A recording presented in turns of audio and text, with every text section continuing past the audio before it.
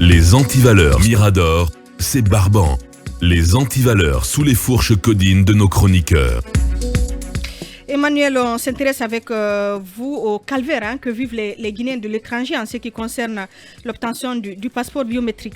Oui, depuis quelques années, c'est des plaintes qui sont pratiquement formulées tout le temps. Mais il y a eu récemment, au temps d'Alpha Condé, notamment avec le ministre Ibrahima Khalil Kaba, des équipes qui ont été finalement envoyées et installées dans certaines représentations diplomatiques pour faciliter l'accès au passeport. Mais on s'est rendu compte qu'en fait, quand c'est fait, semble-t-il, les données doivent d'abord venir à Conakry. Ensuite, les passeports sont imprimés et renvoyés dans les pays d'origine. Il y a des Guinéens donc, qui se sont fait enrôler depuis 2021, donc qui ont fait un an d'attente. Certains nous ont contactés, beaucoup. Vous en avez parmi eux qui n'arrivent plus, par exemple, à travailler parce que ils n'ont plus de papier à jour. Difficile de se déplacer parce que le passeport est expiré. Et depuis un an, justement, ils sont dans l'attente de ce passeport-là. Récemment, il y a eu un communiqué du ministère des Affaires étrangères. Mais évidemment, là-dessus également, il y a un problème qui nous a été remonté, qu'on a tenté de vérifier. Pour l'instant, on n'a pas fini de le vérifier avec toutes les ambassades concernées. Mais il y a, par exemple, le cas typique de la France. Le 25 juillet 2022, le ministère des Affaires étrangères et des Guinéens de l'étranger a fait un communiqué sur lequel il dit intitulé Situation de l'acheminement des passeports. Donc, un certain nombre de passeports, une bonne quantité de passeports a été acheminé vers les pays. Il s'agit de certains jusqu'à une quantité de 13 000 passeports, semble-t-il, qui ont été envoyés dans les différentes représentations diplomatiques. Et le problème, c'est que, par exemple, le cas de la France, justement, dont je parlais, vous avez des données selon le ministère des Affaires étrangères où 8109 personnes, les données de 8109 personnes ont été transférées et 4643 passeports ont été imprimés sur les données de ces 8109 personnes.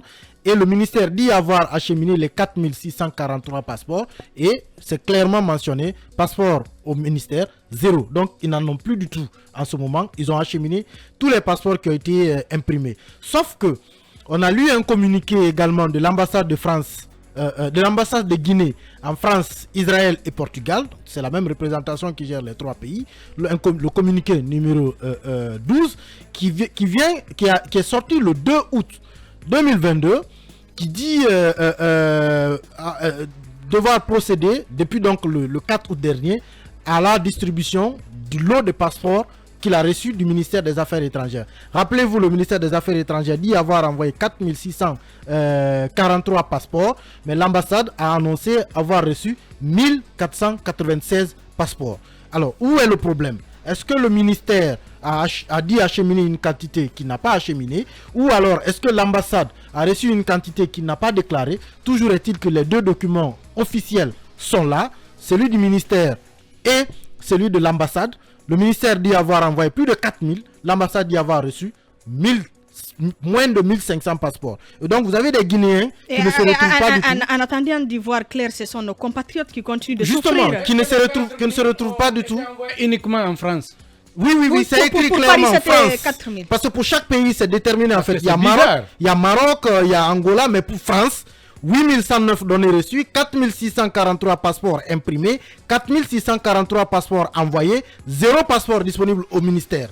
Ambassade de France, 1496 passeports biométriques reçus de la part du ministère des Affaires étrangères. Il faut mettre fin Où à se cette trouve le galère. problème? Vous avez en tout cas des Guinéens qui ne se retrouvent pas du tout dedans. On dit que leurs passeports sont partis, mais là-bas, les passeports ne sont pas disponibles. C'est une galère qui dure depuis longtemps. Les passeports, les gens sont obligés parfois de payer des billets d'avion et qui coûtent très cher pour venir chercher le document jusqu'en Guinée ici. C'est très compliqué parce que d'autres justement risquent ou perdent leur emploi parce qu'ils ne peuvent pas le renouveler sans pièce d'identification normale. Et l'autre problème que moi, des Guinéens m'ont expliqué en France notamment, c'est le manque de communication.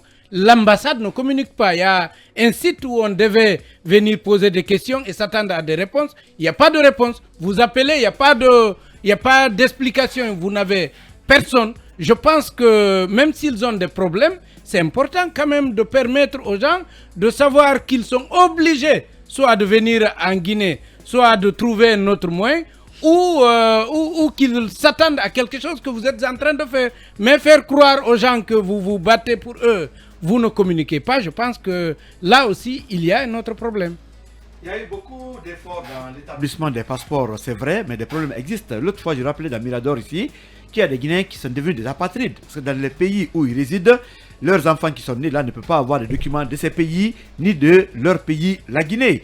Et je crois que c'est des problèmes encore récurrents auxquels nous faisons face. Et pourtant, ce problème est facile à solutionner. Des petits pays comme la Sierra Leone, la Guinée-Bissau, ont dépassé cela. Pourquoi la Guinée est toujours, en tout cas, dans un tel état? Je crois que c'est déplorable et ça bloque beaucoup de Guinéens à l'extérieur, notamment dans les pays scandinaves. Mais là-bas, que dire de cela? Il n'y en a pas. En Finlande, en Suède, en Suisse, les Guinéens souffrent. Si on a des problèmes en France, imaginez le reste. C'est de ça que je parle, parce que c'est l'ambassadeur de la Russie qui s'occupe de ces différents territoires. Alors aujourd'hui, dans ces pays, on ne parle même pas de passeport, on n'y rêve même pas. Une minute pour clôturer. Oui, une minute pour clôturer. Moi, sur quelques secondes. Oui, quelques secondes. Il faut mettre fin au calvaire de ces Guinéens.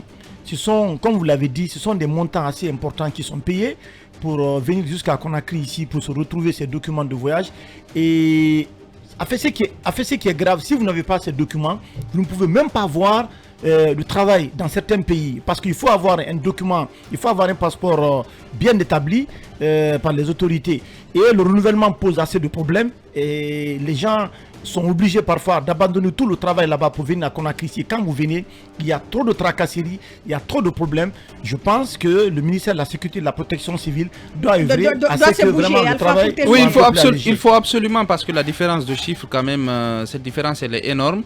Avec la biométrie, si on a déjà pris vos informations, par exemple, même ceux qui voudraient revenir en Guinée pour s'octroyer un passeport, aujourd'hui, ils ne peuvent pas le faire. Ils sont obligés d'attendre. Et c'est bien que l'ambassade communique pour dire où sont passés les autres passeports. J'espère que le fret... Ou encore les affaires étrangères de Maurice Sanda, Kouyaté. Grand merci à tous, à l'équipe technique et à tous nos chroniqueurs.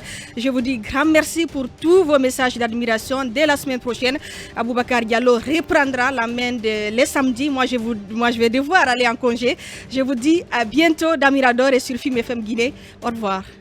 Vous avez suivi la grande messe de l'investigation journalistique, la plus grande tribune politique de la Guinée.